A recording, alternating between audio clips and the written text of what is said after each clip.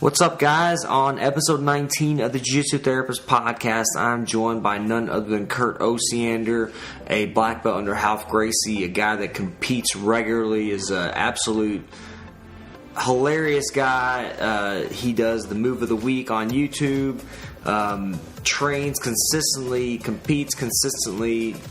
Just wanted to get his perspective on jiu-jitsu, the evolution of jiu-jitsu, and how he's kept himself training throughout all the years. Hope you guys enjoy the podcast.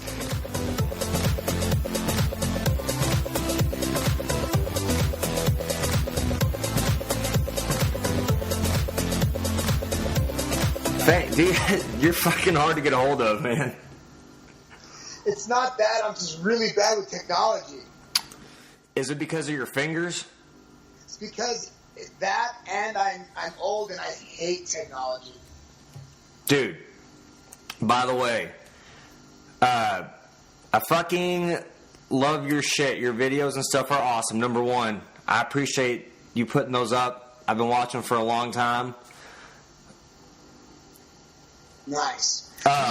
You're in Louisville, right? Yeah, Louisville. Yep. Well, right. We have fucking Derby, Kentucky Derby and shit. That's about it. Yeah, I hear that's a good party. It's nuts, dude. I haven't. I used to go when I was younger. I used to go to the infield and shit, but no, man. I'm getting too old for that stuff, brother. I mean, I'm not that old, but I'm 33, so. That ain't shit. I would be fucking partying like an animal at that age. Hey, you have kids? No. See, I got a fucking 15-month-old, and I got another one on the way, so. Oh, you're fucked for a while. Yeah, no, man, I'm getting in 3 times a week to train and shit. I still train. Yeah, I'm my podcast is kind of, like, I'm pretty interested, actually, like, you know, you're being a little bit older guy, man, just like your fucking injuries and stuff you've gone through.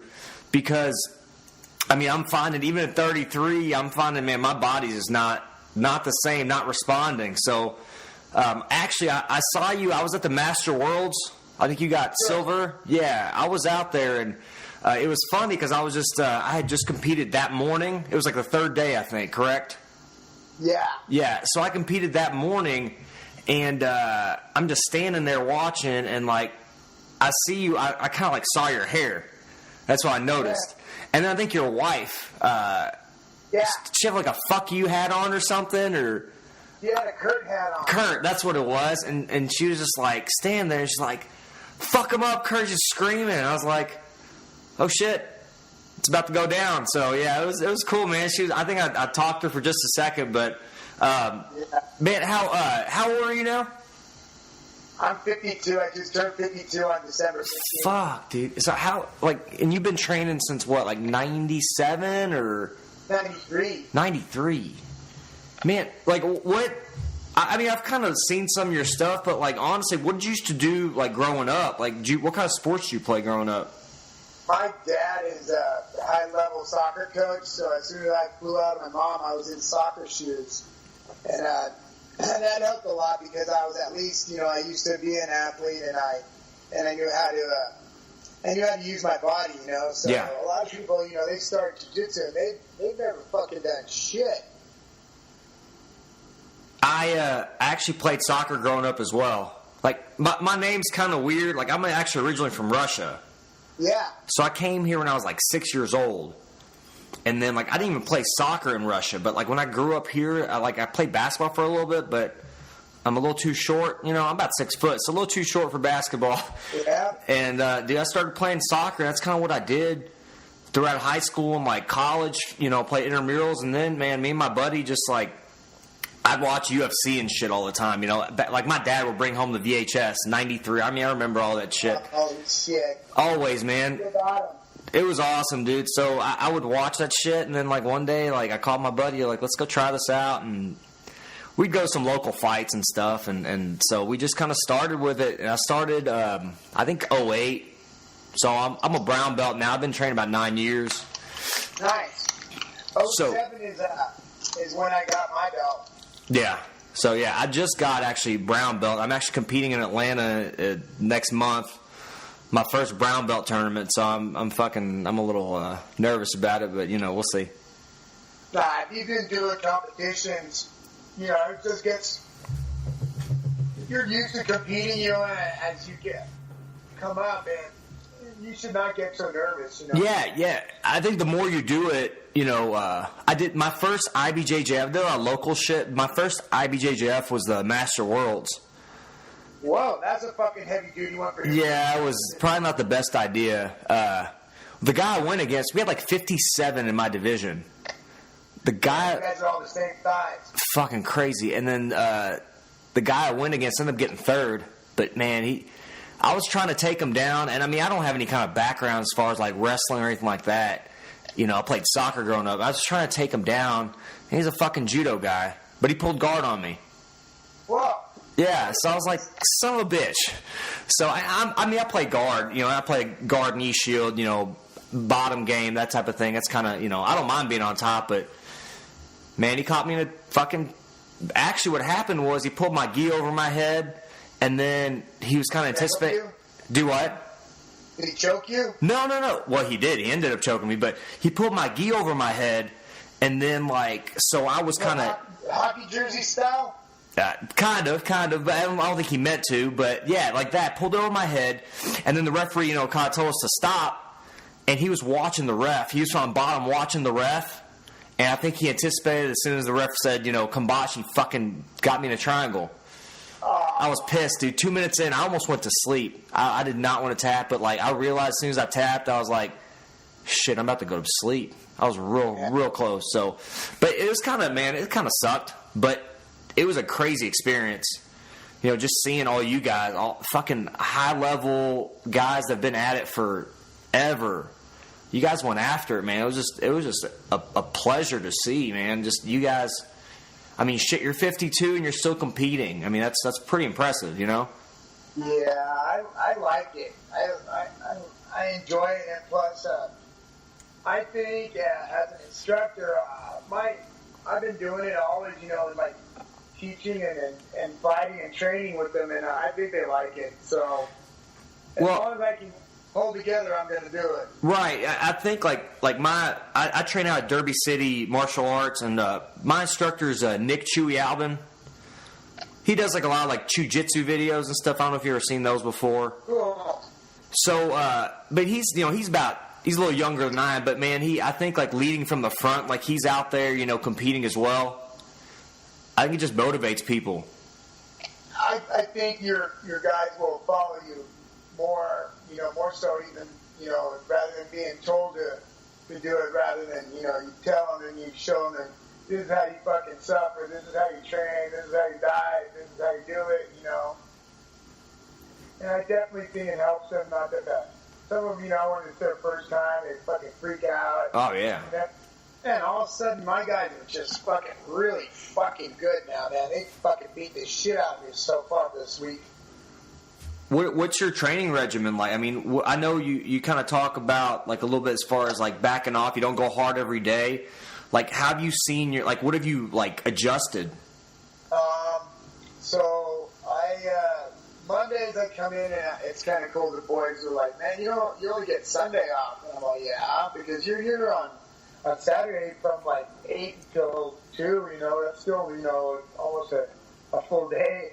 So they give me a half day on Monday. So Monday I come in and I do the 7 a.m. class and I teach it, and then I'll train, and if I have privates I'll do those, or I'll get a snack and then I'll do the 10 a.m. and then I get to go home.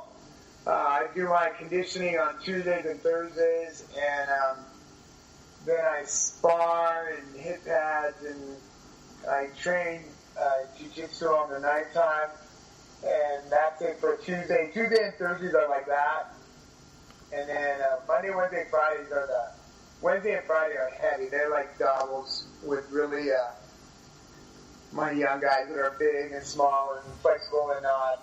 Fucking, it's pretty crazy. And so you're rolling pretty hard though, you're going hard. I am trying to outsmart them. Yeah. If I were to rest more, I'm sure I could go hard, and my guys are trying to make me sit out and just coach, but I see them start moving around, it makes me want to get out there. Yeah.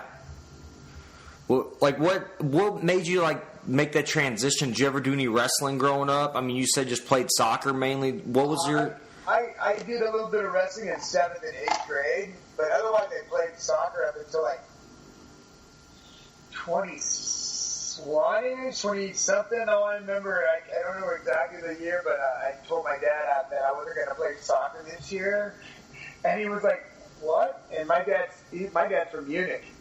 Okay. He was the coach for USF over here at university, and he was the coach for the national team and the Olympic team for the United States. Jesus.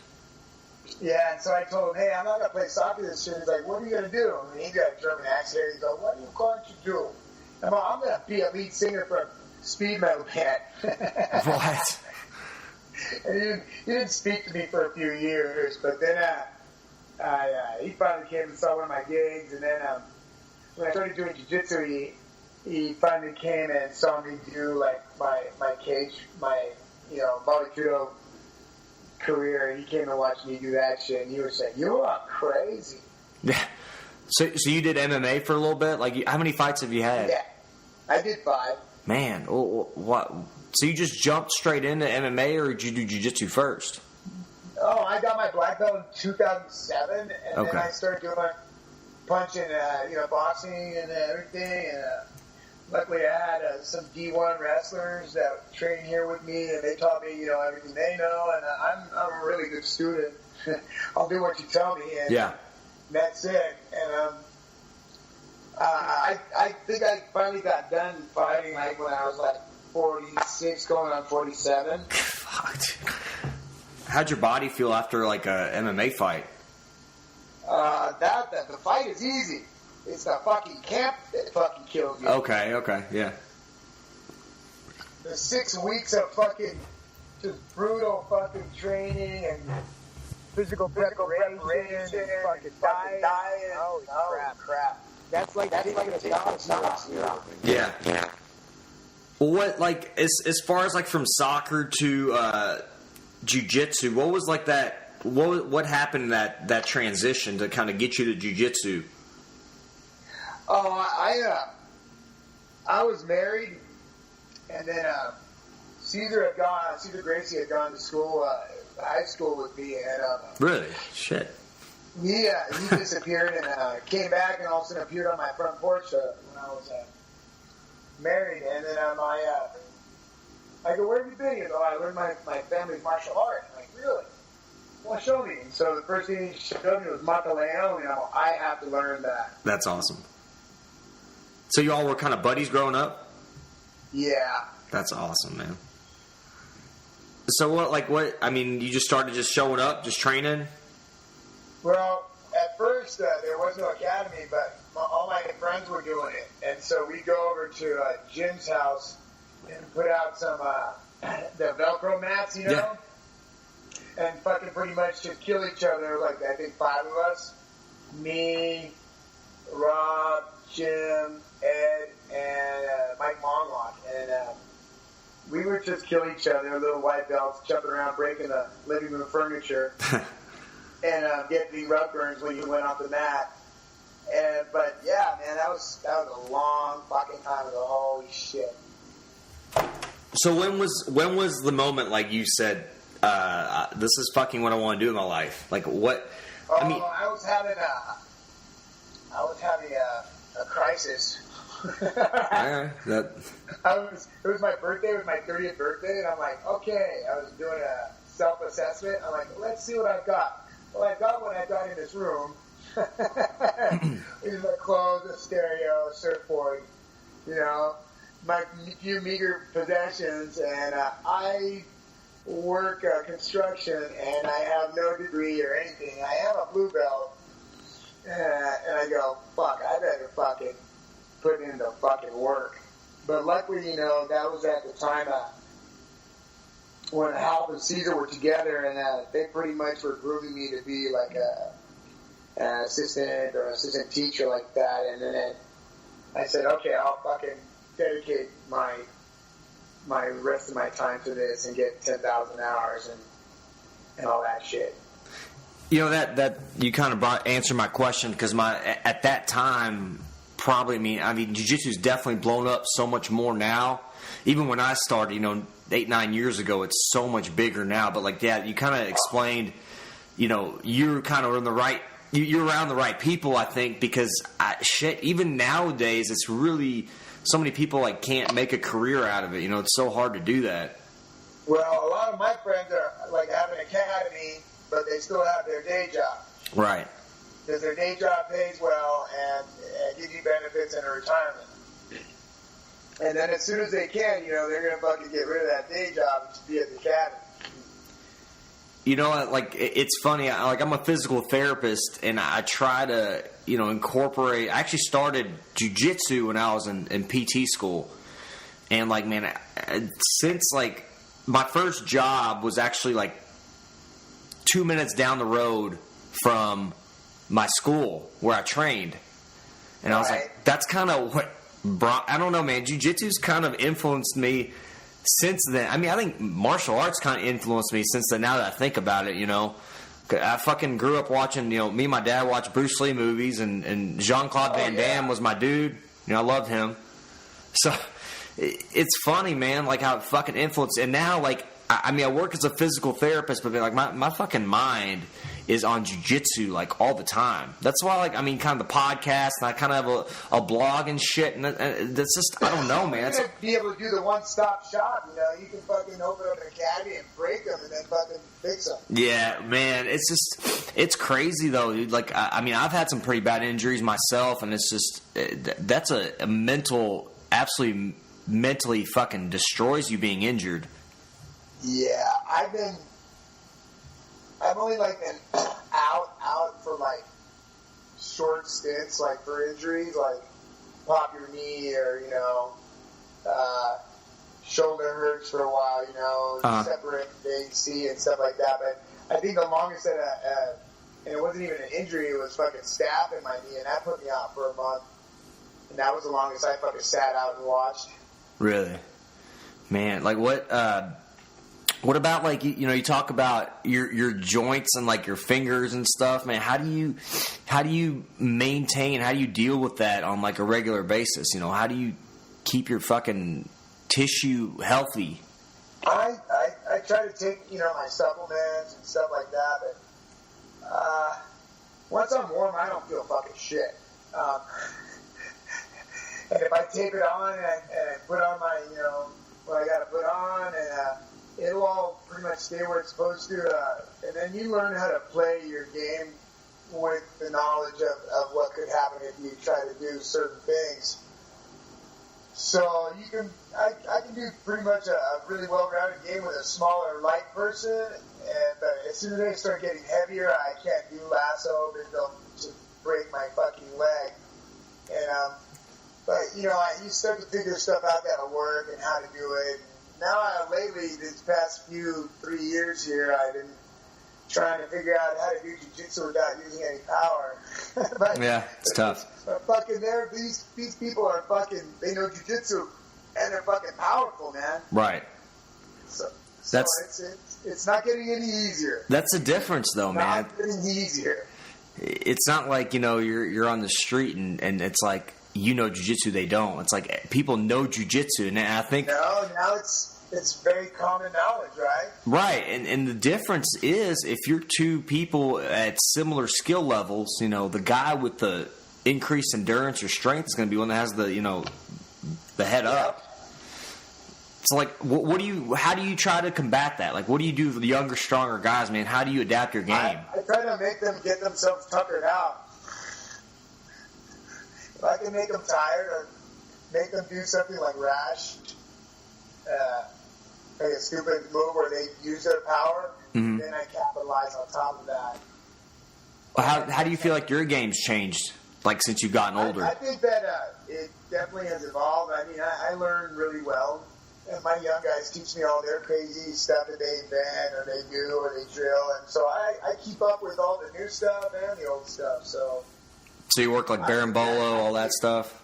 Yeah, I think it would be remiss for me to neglect it. I'm fully hey, look, why don't you just fucking do this? Because it's simpler, but some of my guys are pretty goddamn fucking flexible and talented, or they're fucking superhuman, but they move really well, and they can pull all that crazy shit. Now, if you try to be an average Joe with average flexibility, you know, and you're short or whatever, you know, it changes your game, you know. But every body type has its strengths and its weaknesses. What would you say your type of game is? I mean, even, you know, younger days to now, like what kind of game you like to play? I'm a passer, and Ralph built me like that, to stand up and posture, open the guy's guard and pass, either Osiander pass and or you know, smash pass. So that's how I was developed in the beginning days. I was, you know, you're gonna get up past this guy's guard and then choke him, and I'm like, okay. And then when I got my pro belt, I'm like, fuck, I want to have a guard like these cool guys. and I've been working on it ever since. Yeah, I think you played a lot of. Would you play like a knee shield or like a Z guard at the Masters? Or I did half at the Masters. I mean, do you feel like? I mean, you were pretty successful doing that. Is that? I'm definitely a half guard guy for some reason. Okay. Like when my knee, my first time when my knee first popped, Ralph's good friend is Gordo over in Brazil, and when he came back, he was like, "Here, Gordo showed me this," and I'm like, "Oh fuck, this is my game." And so I'll do like full closed guard. I'll do any kind of guard that works. You know, I know them all, so if I can impose them, then it's fucking great. But I really like half guard. I like it. Do you have like a go-to sweep that you like to play off a half? They're all go-to. Yeah. Hey man, that's awesome. So yeah, by this time I should be pretty proficient at all of them, and then I'm always trying to make new stuff up, and then, you know, develop it or whatever. You always have little ideas here and there, and then you bring it back to the lab.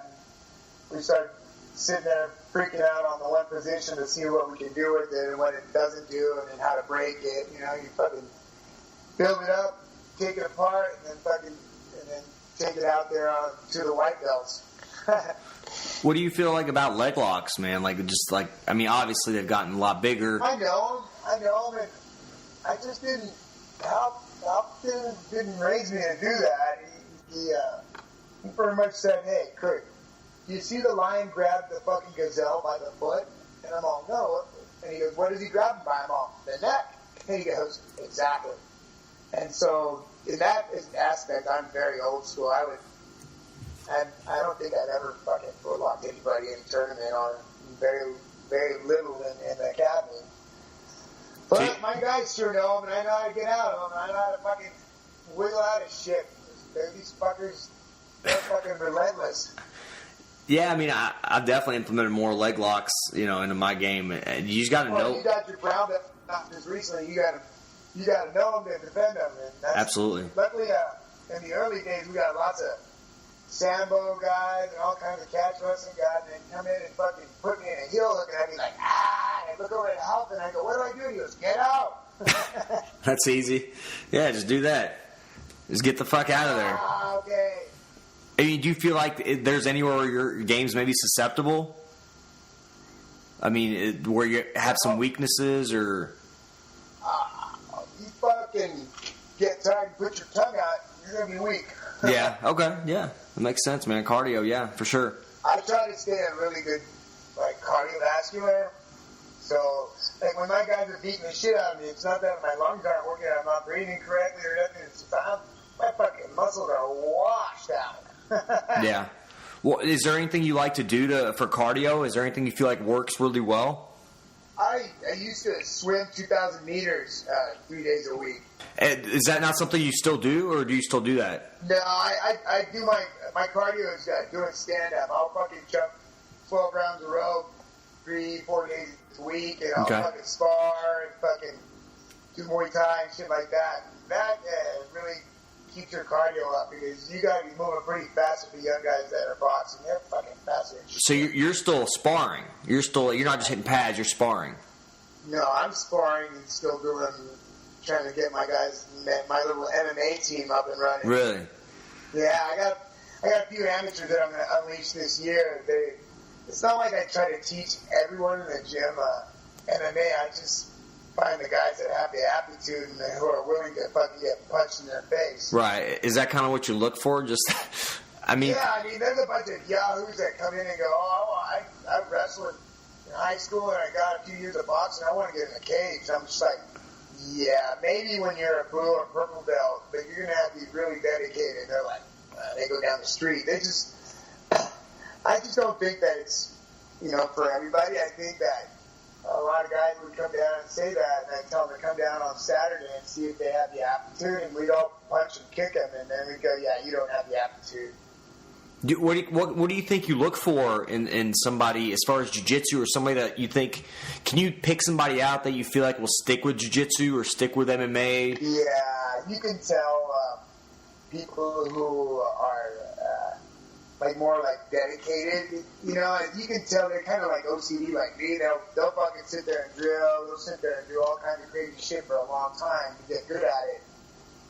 And they got heart, there's a lot of heart, man. You can't teach that. And if the guy doesn't have heart, he'll fucking give up, man. You get the fuck out of the ring. And that goes for any venue, jiu-jitsu, no-gi, or MMA, or whatever. We used to say tiredness makes a coward of all of us, so. Absolutely, yeah. I mean, what do you feel is, just how are people progressing? You think, I think that definitely jiu-jitsu is developing and spreading by leaps and bounds in the United States because of the internet. We didn't have internet when I was coming up. We bootleg VHS tapes from fucking Brazil, and it would only show in black and white over here because of the internet. But I think that definitely the internet and Move of the Week and all that stuff and all the other people that are doing the same thing is just accelerating the learning curve. Because you got little kids. I go watch the fucking little kids before the adults at tournaments, and they're like, "Kurt, what the fuck are you doing here at 9 in the morning? You could have come at noon." I'm like, I want to see what the little kids are doing this year. Dude, these guys got fucking cooler games than me. Do you still do you do the kids classes? Do you still run those? Yeah.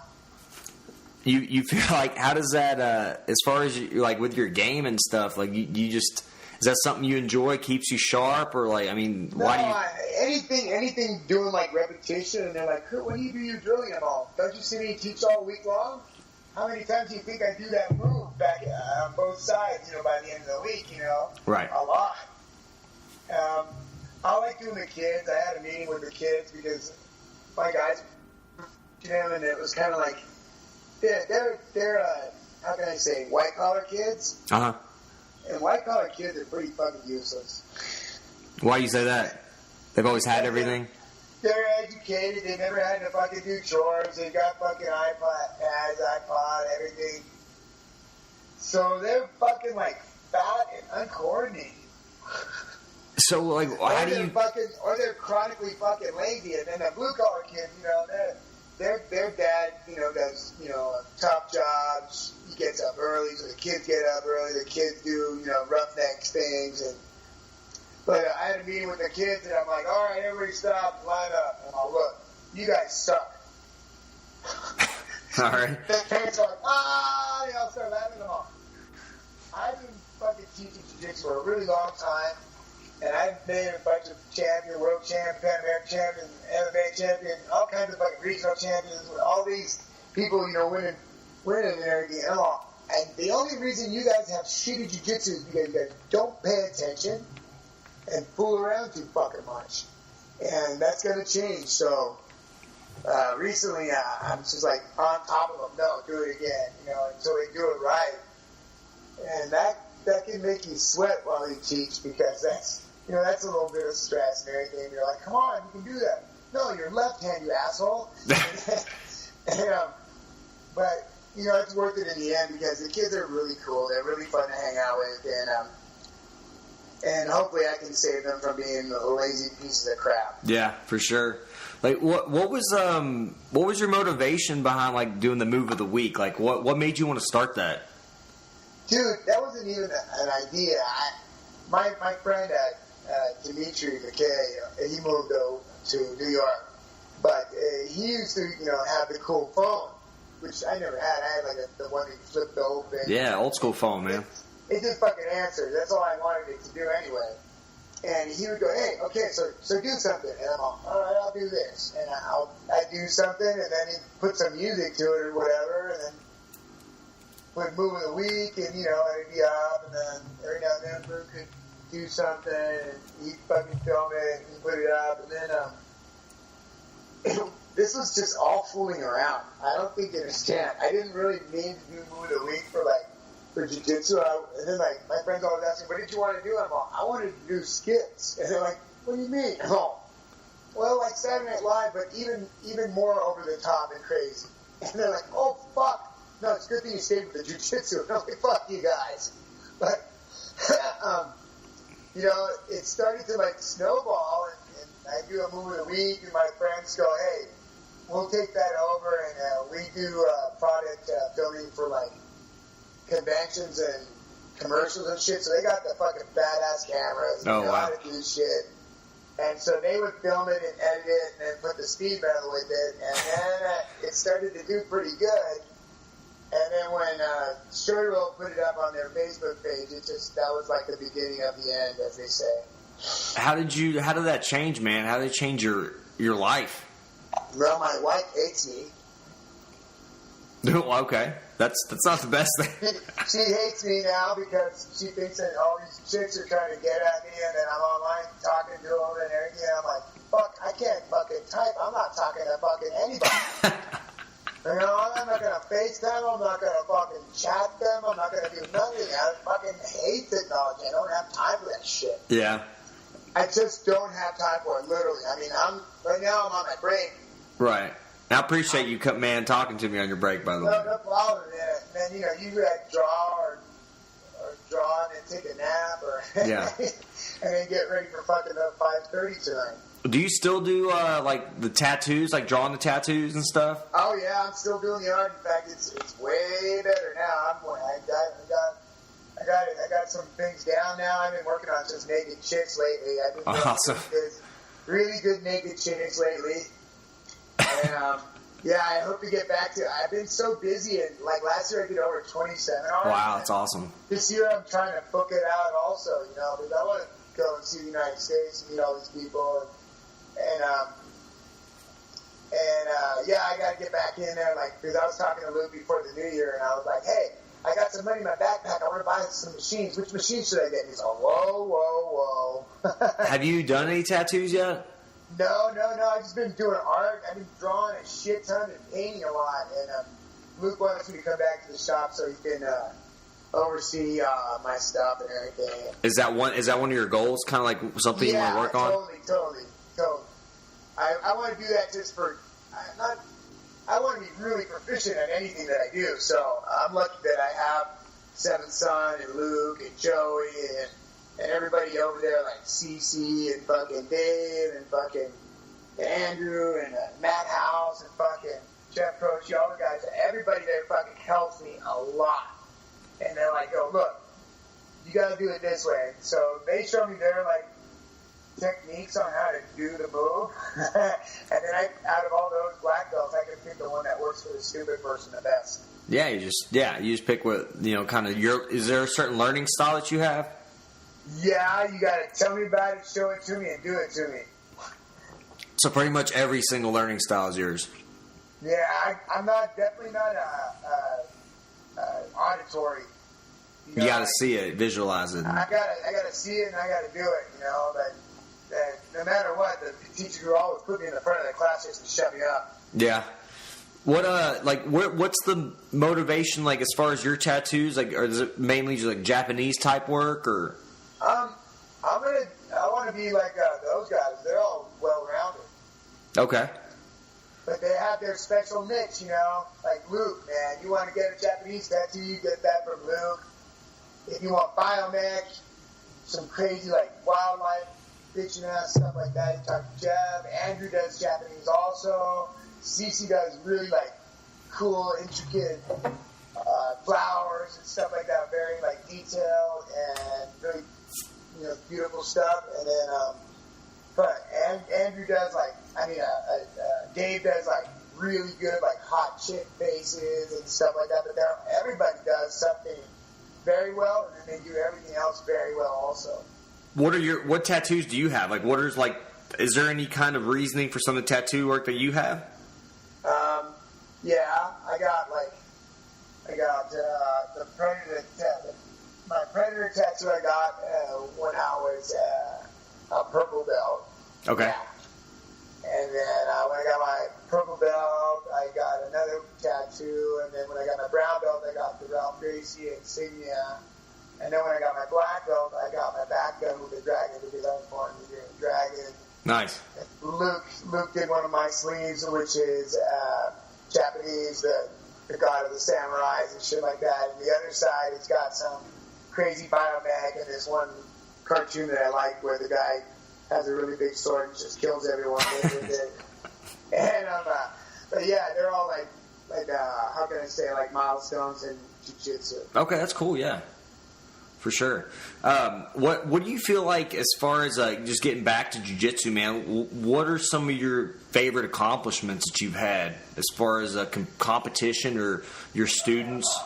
I didn't do so bad this year, so I was kind of stoked, and I got kind of robbed in one of them, but the other one I fucked up, and then I did well at the end of the year. So I was stoked that I made it through the year. I did really well with my seminars. Everybody wants me back, or realizes that I run around and help everybody during the seminar instead of hanging out and lording over everybody. But I hustle, and so yeah, I was really stoked that I still did pretty well throughout the year and did a lot of seminars, and my guys did really well. So I was stoked.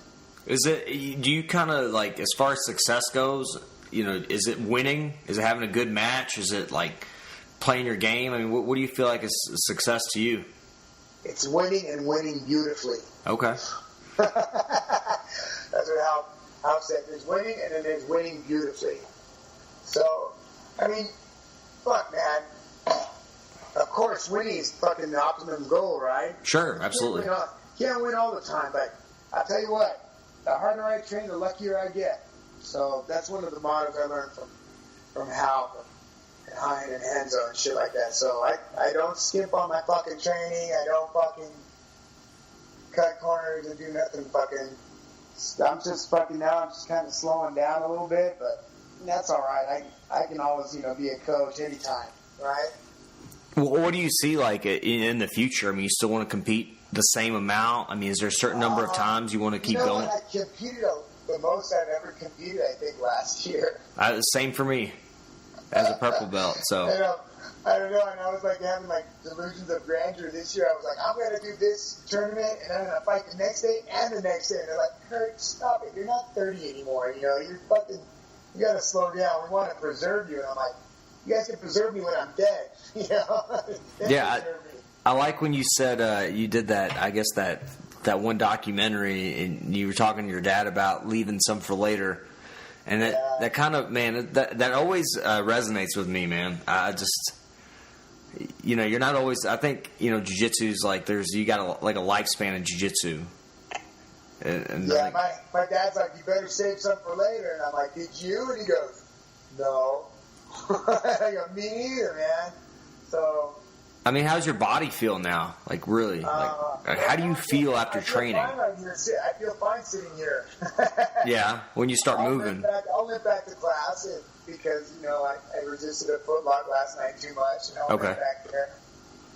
But otherwise, just because of the winter, my ankles, knees, elbows, wrists, fingers, and shoulders are fucking killing me. Yeah. Like what? It's just cold. What are you doing to deal with that stuff? Like diet or any kind of modalities? Anything you go to therapy? Is there anything you do? I try to get really warm, increase my temperature in my body by, gradually warming up to my working temperature, And once I'm hot, I better just keep moving. Okay. But, I mean, yeah, like, how do you, like, as far as having injuries, do you modify your training? Like, do you just, obviously train with one arm in or, in your belt? Yeah. Shit, I've been doing that since blue belt. Yeah, absolutely. There's always like, okay, today I cannot use this arm. Is there, you feel like there's some good benefit to that? I mean, I've done it. I've kind of fractured. Absolutely. I fractured my arm, so I've for sure, done that. I don't know if it's the smartest thing I've done, but. No, that's a great thing. I mean, you get smashed, you get your ass kicked, and you're still on the mat, and then eventually, a friend of mine, when we were training together a long time ago, BJ's brother, JD, he got a shoulder operation. Uh-huh. And that was back in the old days when they used to fucking cut you open instead of, just make the holes. And he had his arm in a sling for a year. Oh, wow. And by the time the year elapsed, you could not pass his fucking cigar. That's awesome. And he would triangle you. And so definitely it made his guard really, really fucking impossible. That's, that's what you got to figure out ways you can, you can do stuff one-handed, that you don't need two arms to finish a submission or choke. I got friends that are fucking blown up, and they don't fucking have arms and legs, and they're fucking training, and I go, fuck, my fucking foot hurts, and I'm going to sit out? Fuck that guy's blown up. I mean, I think that's a great point, man. Like, we have a guy that had, a little bit of I think he's got, a deformity when he was born, so he's got, he's missing, from the knee down. And he's got to switch his game up. But, man, anybody can do jiu-jitsu, you don't have to fucking compete, but anybody can do it. And I think that's insane. A guy that around in our area here, he's paralyzed from, the waist down, and he gets out there, and he's fucking up. I think he's a brown belt now. And he got no leg, but he's fucking tougher than shit, man. He's got no problem getting out there. And then I had a student with one leg. I had a student which was paralyzed on one side of his body with a palsy, and then I had a blind girl. So I think definitely jiu-jitsu is the fucking coolest shit for people like that. Because jiu-jitsu can be modified so radically for specific body types and handicaps and or whatever. No, I mean that's a fucking great point. I mean, if you're missing a leg, you're not gonna be playing soccer, Yeah, playing soccer or being a dancer, but.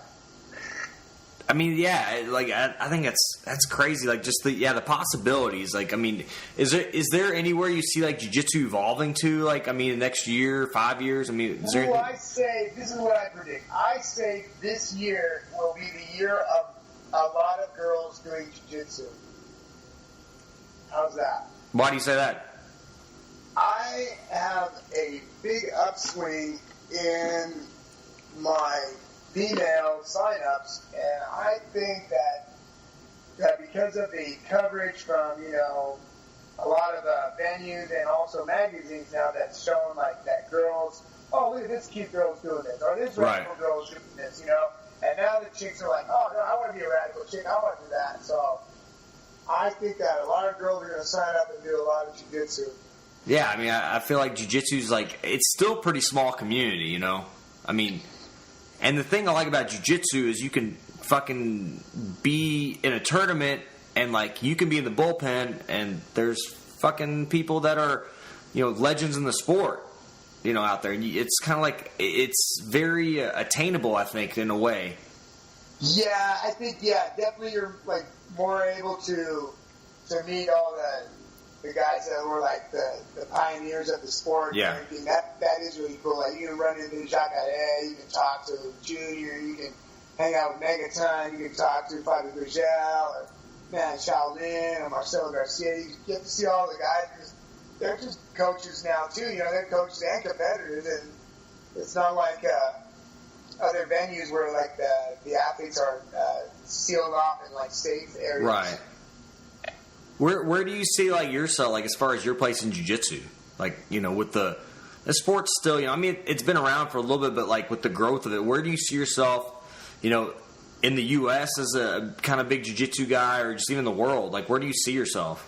I don't know, man. I just hope that I continue to produce really high-level competitors that make me look really good, and Yeah. And that I have a positive impact on all the people that are around me. That's the only thing that I really want. I don't really give a shit about money and fame, even though people say that you're famous, and I'm like, I don't think so, but at least I'm a little bit popular. But I just want to fucking continue to be a really good instructor and make my teaching even evolve more and get really gear-headed into stuff and everything like that. That's it. Yeah, I don't really care about all this stuff. No, I mean that's great. Yeah, I think you're being pretty modest, though. I mean, I think, like, for most people know who you are. I mean, in the jiu-jitsu community, at least. You're just you're different. Like, I mean, you're different. Like, you just got shit that you do different. You say different stuff. You flick people off. I just do that because, I don't know, I've always kind of been like this, and so sometimes I say stupid shit and it comes out of my head without me thinking, and sometimes I say stuff, and it's funny, but I think that if you're honest and you fucking say what you truly mean, if the person doesn't like it, they don't have to sit there and fake it. They could also, disagree or whatever, but no one's forcing you to fucking listen to me. Yeah, exactly. No, that's a great point. Like, do you feel like do you feel you lose some students maybe because of your personality, or just kind of? No. I don't think so. I've only had one bad experience with a person, and that was they didn't sign up, so I was kind of upset too because they did a bad Yelp report, and I only have one bad Yelp report. Right. I read about that. And I have OCD, and I just think about that constantly. Do you think that's like? I mean, do you feel like that is going to change the way you are? No way. I'm going to be me, man. I can't be anybody else. And you're not going to please everybody, though. You're not going to fucking. I can't. I try, and I just can't do it. It's hard because you're the people like, well, I guess don't get your personality, or don't get everybody's personality. Yeah, I got to do what's going to make. I like to do things my way, and I'll continue. And if the people will tolerate it, then they're special people too. Yeah. Hey, man, I wanted to ask you, since you're kind of a firearm enthusiast, what's your favorite firearm? What's your favorite gun or weapon? Right now, I like my AR-15, but I'm gonna build me one. This weekend, I should be getting a bunch of parts because the gun show's in town. That's awesome. And I'm gonna build out something else that's gonna be even more better. Are you guys even allowed? California gun laws are crazy. Yeah, they're pretty gay. That's why Kentucky's pretty awesome. We have pretty good gun laws. I like it. I like you guys. I can go to the store and get whatever the fuck I want. You can. I get a kick out of. The bad guys are scared. Man, I get a kick out of I bought some firearms and it's got a big sticker on it that says "not legal in California." Just makes me smile. Makes me smile. Send me one of those stickers. I'll put it on my car. I think I only have one. Wait, do you guys have those? Well, you wouldn't. I guess you wouldn't because they wouldn't fucking sell them there. Dude, we got 10-round magazines. Right. Bullet button. And now they're going to extinguish, I guess. What the hell's a bullet? What's a bullet button? A bullet button. Okay, so instead of where you fucking drop your mag, you got your button and you drop the mag. Yeah. So there's not a button there. There's a hole there. You have to take a bullet and stick it in there to make the mag drop. What? Yeah, because otherwise you could eject clips very quickly and shoot more people. But if you have the bullet button, it will slow you down from mass murder. Or you could just have multiple guns. Or I could have 1,000 clips in my pocket. That's fucking crazy. Hey, do you feel like that helps violence? Or I mean, I know we're getting off topic, but I'm just curious, man. Totally. I think that when I was in Texas and I was hanging out and we were shopping in one of the stores, I said, if you were a bad guy in here and tried to do something, you would get shot 10 times from all angles. And I think that keeps it fucking even, Yeah. Because otherwise, the only people with the fucking cool guns is the bad guys. Look what happened in fucking France. Right. I mean, I don't know. That's why I guess there's not always a ton of reasons to love Kentucky, but that's probably one of them. They got pretty good gun laws. So, yeah, but have you ever been out to Louisville at all? In Kentucky, have you ever been there? No, man. You guys got to have me out there for a seminar. I still got like the first quarter is January, February, March, and then April and on, I don't have anything yet. Okay. Like, what kind of stuff do you like to teach your seminars? Like, is there a certain... I change my seminar every year. Well, I don't I want the people to have me back, but I want to go and show them the same shit.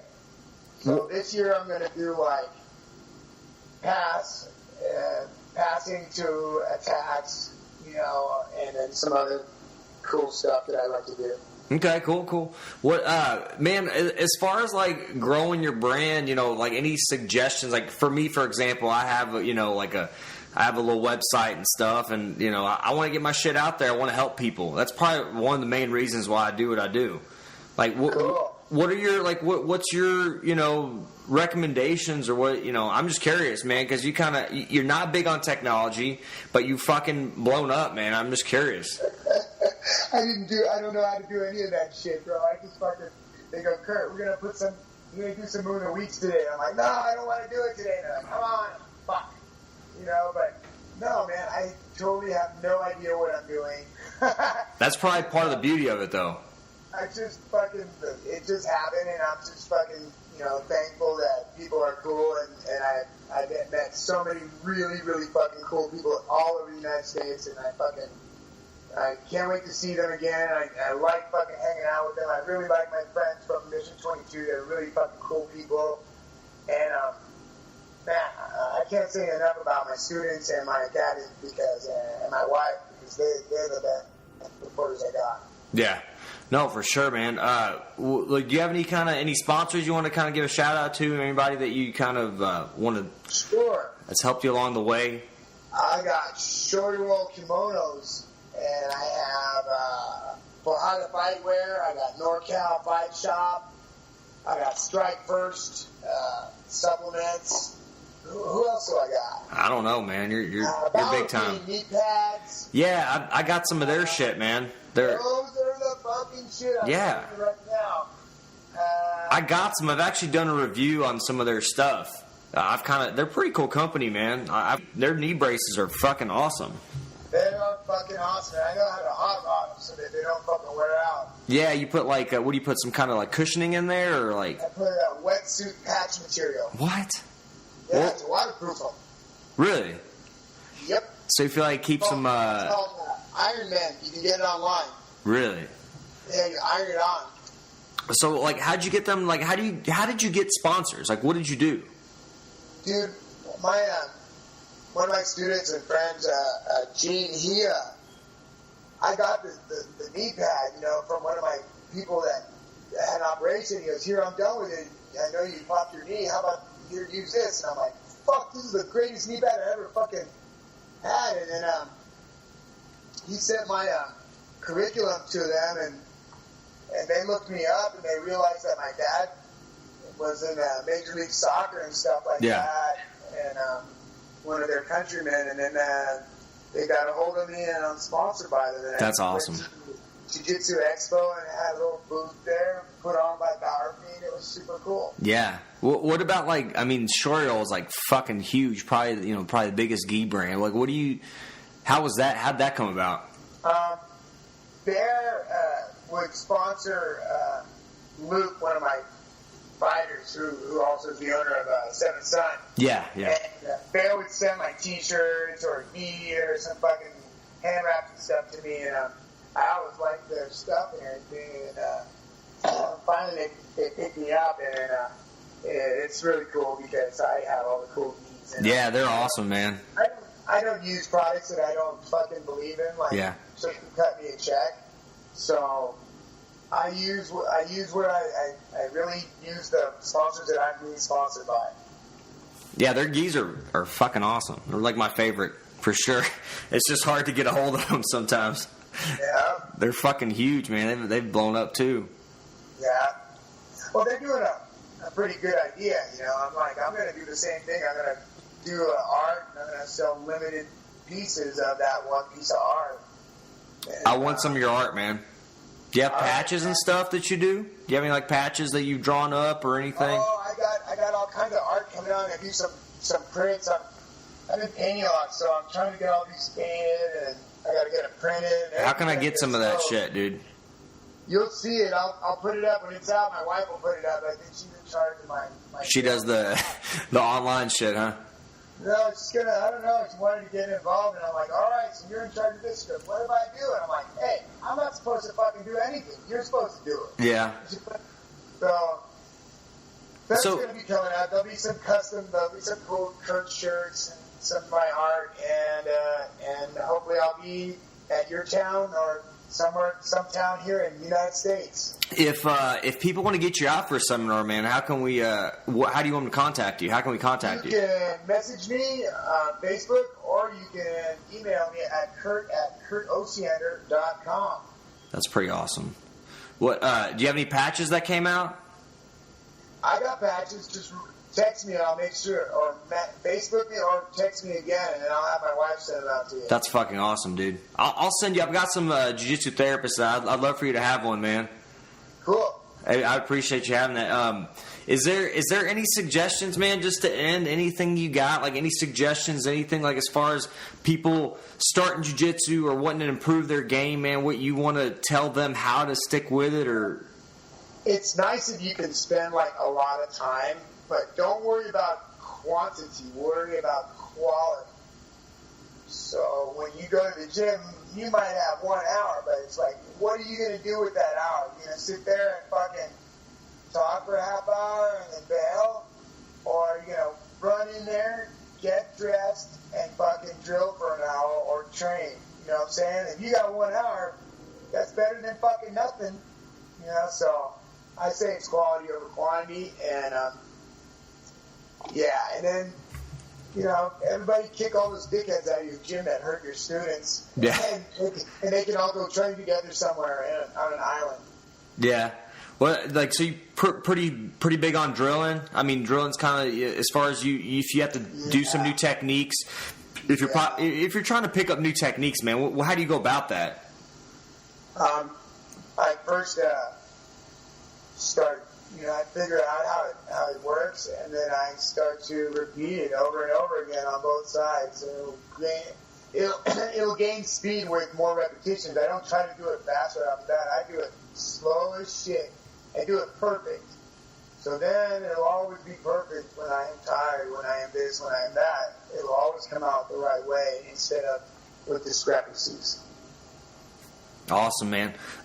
Any competitions you plan on doing this year coming up? I got Fight to Win January 27th here in San Jose. Who you competing against? I forgot. You don't even care, do you? You're just gonna fuck them up. You can put the devil there. I don't give a fuck who you put over there. That's awesome, dude. I'm talking to fucking fight whoever the fuck is over there. So. That's awesome, brother. All man, right. You're a fucking man. I appreciate your time, dude. Thanks for hanging out, man. It's fun, for having me, man. dude. It's awesome just to, you know, as far as doing the podcast, you know, I just like picking people's brains, man, because jiu-jitsu is one of those things. Either you do it or you don't. Like, you kind of get addicted to it, I think. And I watch people go through that phase, and I laugh, and they come up to me like, Kurt, I'm gonna have to go to 3 times a week. Oh, okay. Why don't you just forget about this 3 days a week and just go for unlimited? And I'm like, really? And I'm like, you know, you're going to just go to 4 and 5 eventually. And so it's cool to watch people go through this shit. That's awesome, man. I wish I could do more, man, but like having kids and stuff, it's for sure. You have to, like, you don't have a lot of time to fuck around. You know, you got to, like you said. The secret is this: as soon as you can take them out of the house, you take them to the gym. Yeah. You can do all that noise and shit, and they'll fucking sleep. Yeah. They will train. Yeah. I've done we've raised a couple babies over here at the academy. That's awesome. You bring them in, get them used to that noise, they'll fucking go right to sleep. Yeah, I brought him in once, man. He wasn't quite having it. I didn't want him crawling around everywhere. You know, the mats aren't always the. No. Hey, also also, they get fucking immune to all that shit because you're introducing all these antibodies. Uh-huh. You know, you have to wash them up and fucking put some stuff on them every now and then, but it's some tougher. Yeah. No, I mean, I'd love for my son to be in a, you know, he's only 15 months, man. I hope he gets into it like I did. I at least want him to learn it. You know, I feel like that'll help him. If he knows what's good for him, he'll do it. Yeah, at least know what the fuck you're doing, because I think that helps. You know, shit, dude. Like I said before, if I knew jiu-jitsu when I was younger, man, I wouldn't be as scared as I was, you know, walking around. Yeah. I think it really helps kids, man. I think it's awesome. I think they're less confrontational because they just know they can handle business. No, you can tell that the bad people, they only want a weak target. If they have a confident target, they will leave a confident target alone. Right, for sure, man. Kurt, man, thank you so much, brother. I'll definitely, you know, we'd love to have you out in Louisville sometime, man. If you're ever in the area, I train at Derby City Martial Arts, and our head coach is Nick Chewy Albin. So, man, anytime, and I'm here for you as a resource if there's anything you need. Well, if you guys got a pretty good student body and other academies in the area, you can offer it publicly, and you guys could maybe even come up. Yeah, dude, we've got, man, we're always we've got pretty awesome gym, man. We're definitely like a family at our gym, and you know we're always open to the gyms around the area too. So, yeah, man, you said like in April you got some time. Oh yeah, man, you guys just get a hold of me.